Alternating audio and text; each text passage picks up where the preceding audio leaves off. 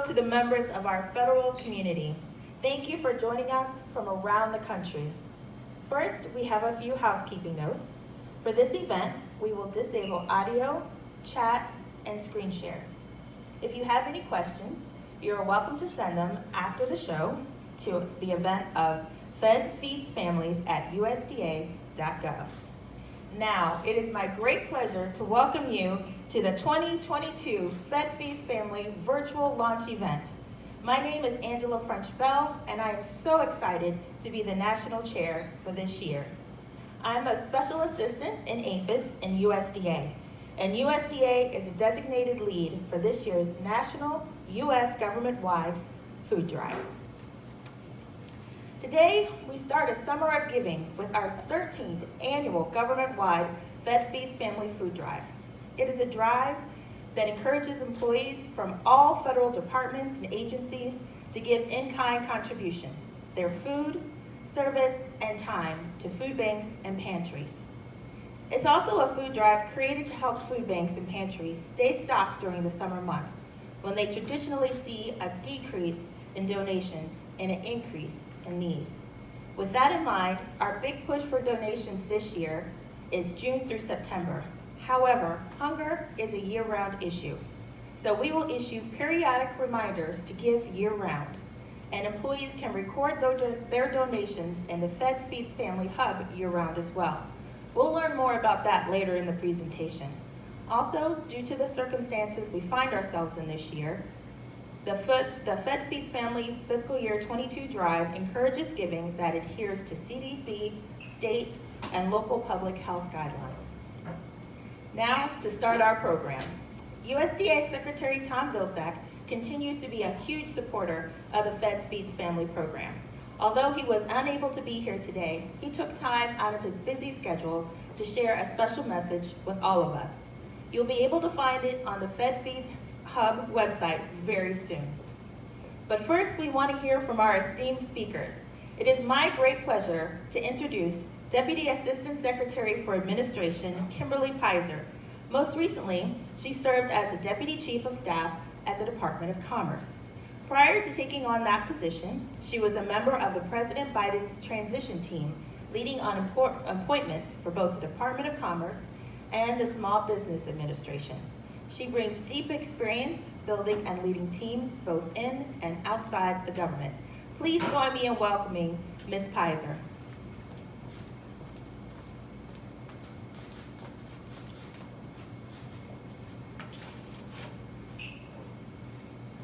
Thanks, Angela, and good morning, everyone. This feels like a good, positive way to kick off the week, particularly after the end of last week was not great for some of us. But really, really happy to be here this morning to get this started. Many thanks to Angela, who's put a lot of work in with other members of her team to get this going. But a special thanks to our partners here, the Capital Area Food Bank, hosting us this morning, for not just hosting us, but being a critical partner for this work. And of course, they do a lot more work than what they are doing with us. From what I understand, they're providing more than 45 million meals a year in the capital region. And as a DC resident in particular, I'm very grateful for that work being in our community. Now, why are we here today? Today we're launching the 2022 Feds Feed Families campaign. This is a time when all of government comes together nationwide to do what we can to help the food insecure. Last year, that meant collecting more than 7 million pounds of food. Some other numbers to get everybody woken up a little bit this morning. 38 million people, including 12 million children, are food insecure. What does that mean? That means that roughly 1 in 10 Americans don't have access to enough food for everyone in their household. In rural communities, this number gets even worse. 2.1 million households in rural America are facing hunger. The realities are worse still among people of color. And we all know that the impacts of COVID-19 which we are still feeling across the country, have exacerbated these problems even further. At the USDA, these are problems that we think about all the time, and it is in Secretary Vilsack's recently released strategic plan, tackling food and nutrition security is one of our key priorities that we are all charged with working on. That's why I'm so proud to be here today representing USDA and Secretary Vilsack. So the campaign launches today and it goes through September 30th. As was mentioned by my colleague, the summer months are critical for this work as food insecurity increases for a number of reasons, including schools being out of session, and the demand for resources also increases. So we need everybody to pitch in during this concentrated time in the summer months. Of course, we also hope you'll do it year round, but we'll be getting a lot of reminders over the course of the summer to pitch in. So as I mentioned last year during this campaign, 7 million pounds of food were collected. I'm a pretty competitive person, so I think that we should beat that. Let's go with 8 this summer. This campaign makes it as easy as possible, in my opinion, by creating many different types of avenues for you to participate. Through in-kind contributions of food itself. If you're like me, you might have 5 cans of beans you bought at the beginning of the pandemic that you didn't use. Now you can put them to good use. Or you can donate your time. There will also be many different events happening nationwide. So this is a time for you to really tune in to opportunities that are available to you. Across the federal government, every department comes up with different ideas for participation. And it's also a time to get creative. Think about the farmers markets in your communities. Think about gleaning opportunities at local farms. And just reach out to other members of your community to see what they can do to help too.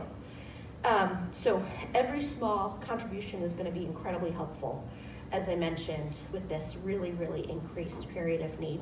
So with that, thank you again for tuning in today. Thank you, Angela, for all your organizational efforts. Thank you to the Capital Area Food Bank for hosting us and being our partner in this really, really critical work. And with that, I want to sort of launch you into this effort. Make sure you're keeping it front of mind throughout the summer. Stay tuned for those opportunities. And I'll turn it back to Angela to continue our program so you can learn more. Thank you. Thank you so much. We definitely appreciate you. That was Deputy Assistant Secretary for Administration Kimberly Pizer getting us started off right for fiscal year 2022. Thank you.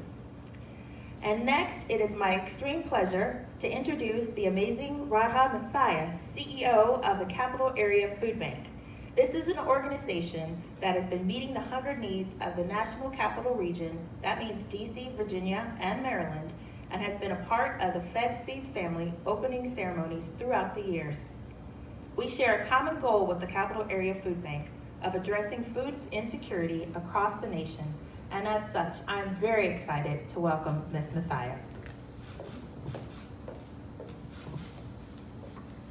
Thank you so much, Angela, for that very kind introduction, and thank you, Deputy Assistant Secretary, for your words and for getting us kicked off in a very positive way.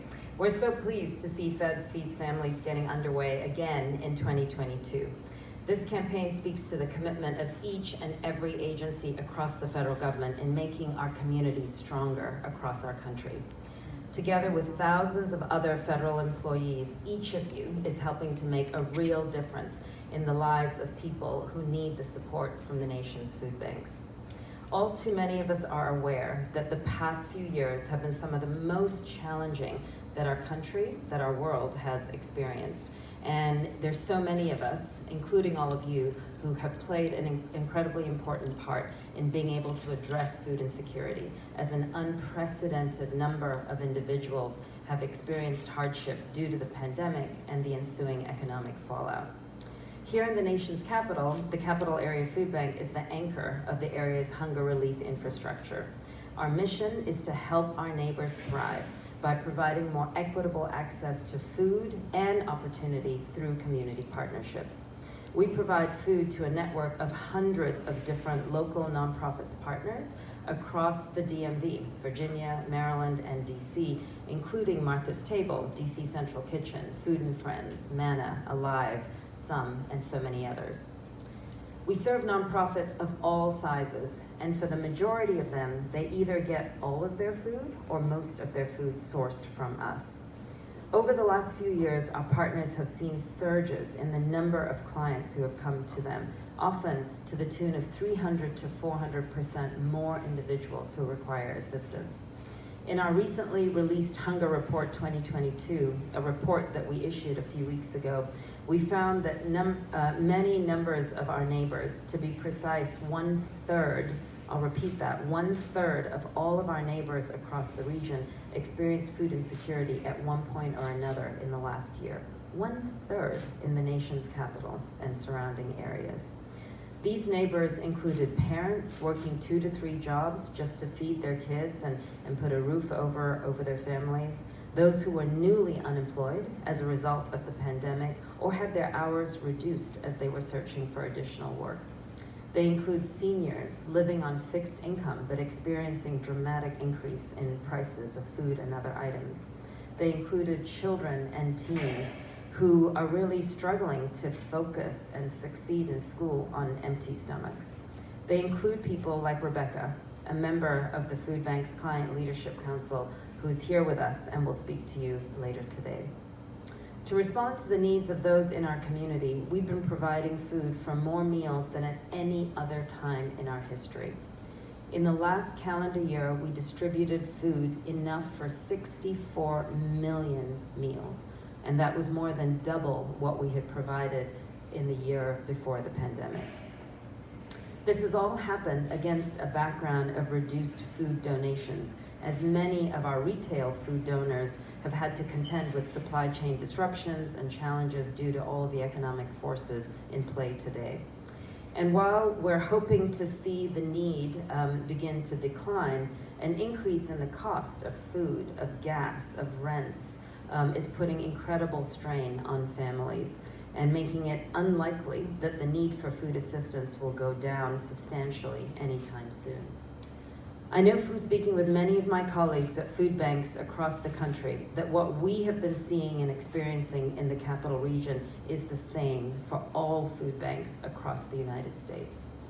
In these incredibly challenging times, it's the support of the community that's made it possible for all of us to step up to the demand. We simply can't do this without you. And that's always been true, but it's particularly true right now. And that's why Feds Feeds Families is so important. The campaign comes at a time when tens of millions of pounds of food that this campaign generates are needed like never before, especially when we head into the summer where children are even more vulnerable to hunger and school is out. So I'm thrilled that the Deputy Assistant Secretary just raised the bar in terms of what we are trying to collect and meet as our goal this summer. With a food drive of this scale, with as many players involved across the country, every single person participating is making an enormous difference in providing access to nutritious, culturally appropriate meals for those who need them. You're helping a young person continue to grow and learn throughout the summer and beyond by ensuring that their stomachs aren't growling so that they can't concentrate. You're helping a working parent attending a community college to get a certification that will allow them to earn a living wage, the ability to put food on the table that evening. You're helping a senior age in place, healthy and strong. You're helping people focus on the most essential things in their lives, how to support their children, how to put food on the table, how to put a roof over their heads without really worrying about where the next meal is going to come from. The quality of food you're providing isn't just helping addressing hunger today. It's unlocking human potential and creating brighter futures for everyone tomorrow. Now more than ever, our communities need this type of support. Together, we can address the challenges of this moment while also continuing to create a future in which more people have the opportunity to thrive, a more equitable future where everyone gets to participate. Thanks again to every member of our country's federal agencies who's putting the time, the energy, and the resources into this campaign. Each of you is making a tangible, critical difference in the lives of so many of our neighbors. Thank you.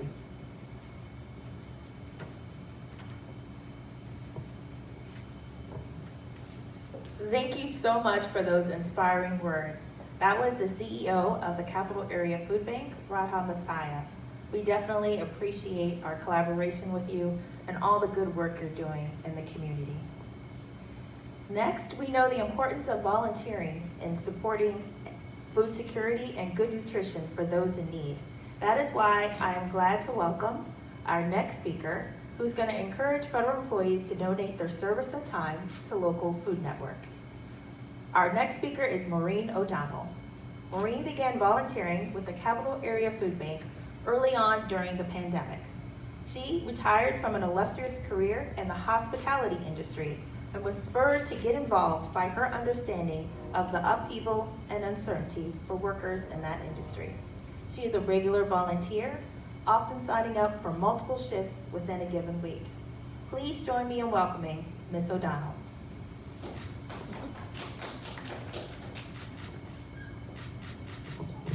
Thank you, Angela. Yeah, I spend a lot of time at the food bank.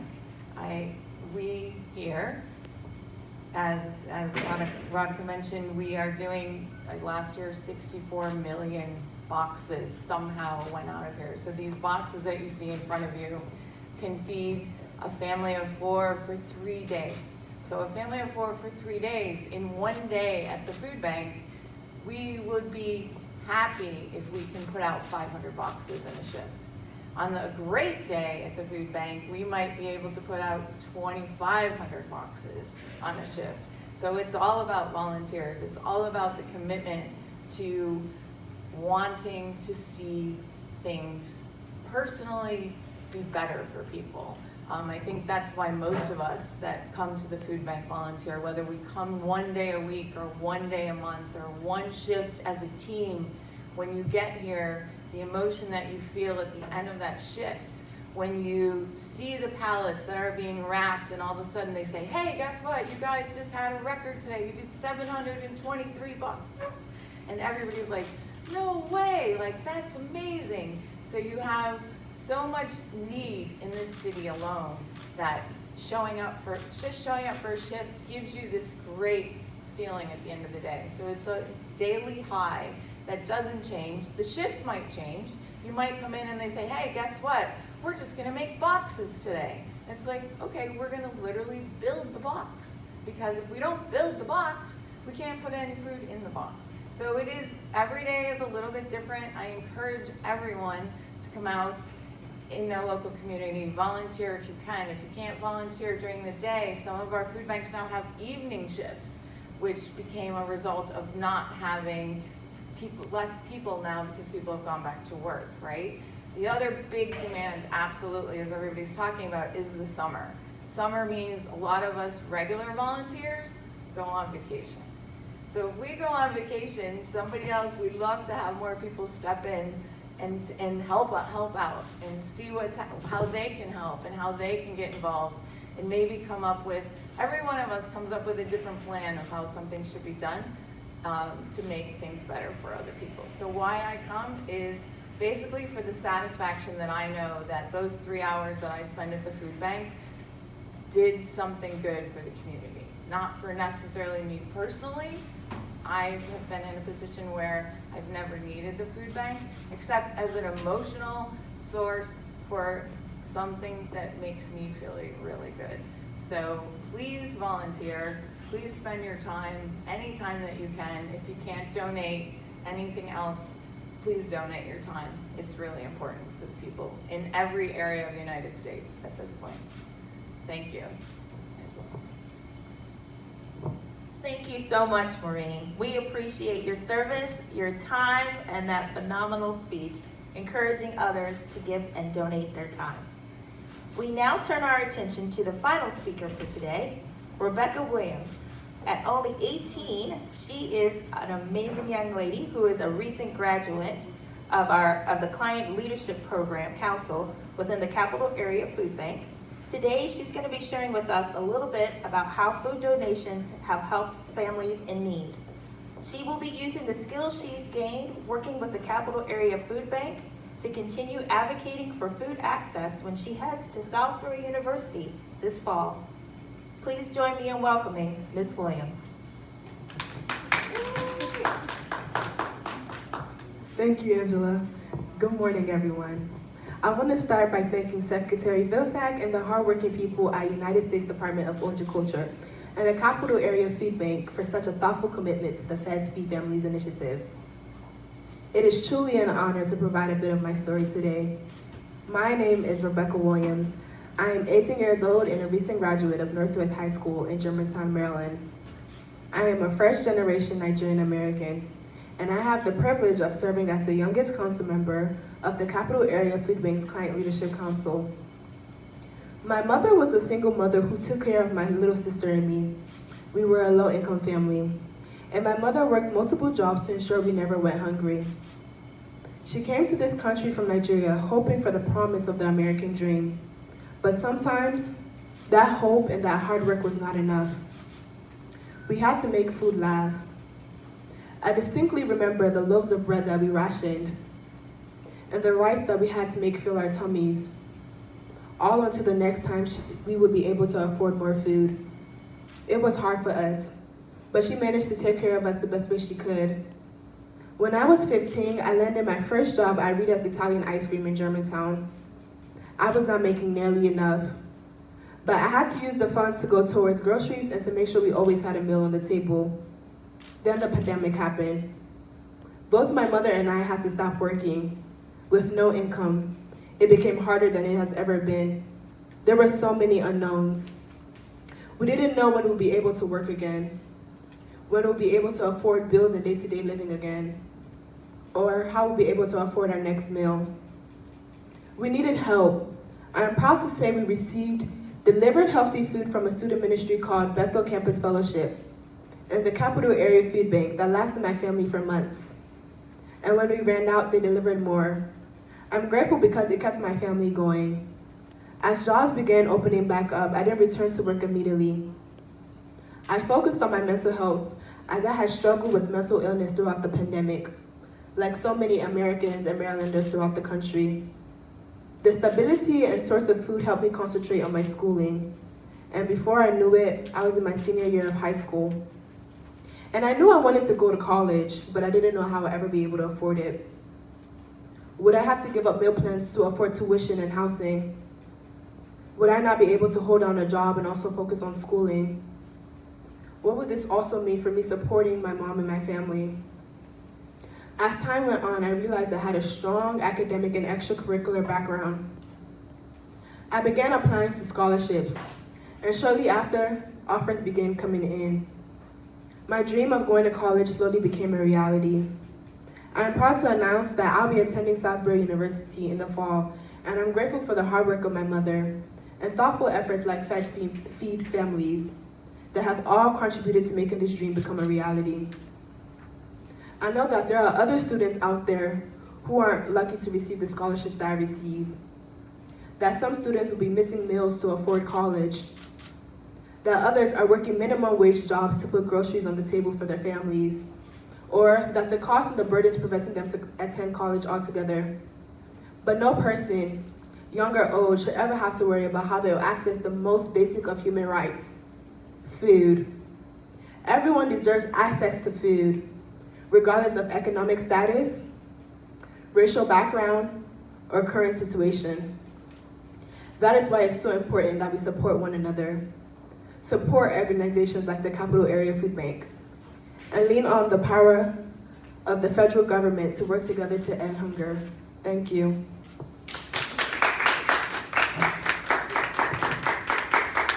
Thank you so much, Ms. Williams, for that inspiring speech. Looking forward to great things for you, and congratulations on getting into Salisbury University. We also want to just thank all of you out there for taking time out of your schedule to share with us how valuable giving can be. In closing, we'd like to emphasize a few ways that you can join the Feds Feeds Family campaign. First, you can sign up to be a champion. You can help to promote events like virtual food drives and coordinate efforts and activities with other champions. To become a champion, get approval from your supervisor, then go to the Hub's Tools page and register as a champion. Next, you can find a food pantry or food bank and donate online or in person. You can purchase food online and have it delivered directly to the food bank or pantry. Then please record your donation in the Feds Feed Family Hub. You can also drop off your donations at the local food bank or pantry. Third, you can volunteer your own time. You can plant a row. You can harvest and donate produce from your own home garden, neighborhood gardens, and trees, and then record that donation in the Fed Feeds Family Hub. You can also participate in gleaning at a local food bank or farm to help harvest produce for distribution. The fourth way to get involved is to host or attend virtual food drive events. We would like to encourage you to learn more about the Feds Feeds Family website, where you can find all this information and more. Check out the Fed Feeds Family website at fedsfeedsfamily.ocio.usda.gov to learn more about the program, donate, or sign up to volunteer. There, you will also find a helpful video created by our acting technical lead, Jeanette Falwell, that provides great tips for navigating the website. We'd like to thank all of our special guests, Kimberly Pizer, Radha Mathia, Maureen O'Donnell, and Rebecca Williams. Thank you to the OC team, led by Tamara Ward-Lucas, and our collaborators at Esri for their wonderful work on the Feds Feeds Family website. This concludes our presentation, but it's just the beginning of a summer of giving and beyond. We look forward to hearing about your efforts. This presentation was recorded and will be available on the Feds Feeds Family Hub, so remember, sign up for updates. Thank you, everyone. Stay safe.